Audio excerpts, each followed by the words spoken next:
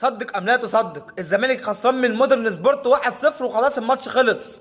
ويبقى قابلني لو الزمالك سجل التعادل او كسب خلصت خلاص. مودرن سبورت اللي ما كسبش ولا ماتش في الدوري يا مؤمن من 9 ماتشات ومركز ال 18، اللي هو الزمالك داخل المباراه لو كسب الماتش ده هو تصدر الدوري رسمي. بيرفض القمه، بيرفض. الاهلي بيقول له خد يا زمالك، بيقول له لا يا اهلي. ازاي يا فندم؟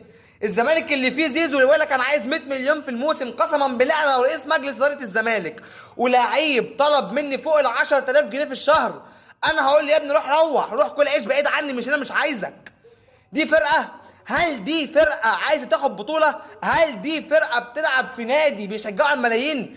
فرقه بتلعب مركز شباب ما كسبش ولا ماتش في الدوري؟ هو احنا يا جماعه اهدوا بقى، هو احنا يا جماعه بنحقق طموح اي فرقه في الدوري هفق ما كسبتش ولا ماتش في الدوري ياما فتستهيف الزمالك؟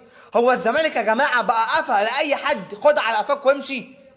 تعمل ايه؟ خلصت. كل سنه وانت طيب يا بيه. دوري ايه؟ الناس اللي متعشمه بالدوري والكاس والكونفدراليه وجد ما يغور زيزو وتغور. بص اقول لكم على حاجه، اللعيبه دي تغور كلها في 60 دقيقه، مش عايزينها ويقفلوا الزمالك ده وخلاص. الحل الوحيد للي احنا بنشوفه ده ان مجلس الاداره باللعيبه بالجهاز الفني الاشكال دي كلها تمشي، مش عايزينهم. واقول لكم على حاجه، يقفل بوابه الزمالك بالمره. مش عايزين زمالك ولا عايزين كره مصريه بقى. بلا قرف بقى يا اخي.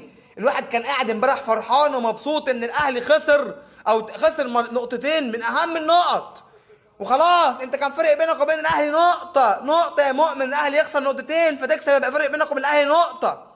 فالزمالك ازاي بدل ما يتعادل يخسر، بدل ما يكسب يخسر؟ هو ده الزمالك.